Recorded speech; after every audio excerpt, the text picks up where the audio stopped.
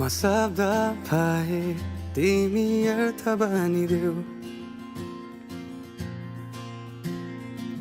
यो जिन्दगीको सहारा बनिदेऊ न कमजोर हुँदा सामर्थ्य बनिदेऊ न अँधेरीमा तिमी जुन बनिदेऊ न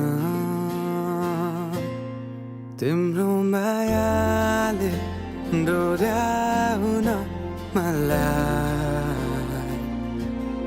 तिम्रो छाया नै बनाउन मलाई लैजाऊ न तिमीसँगै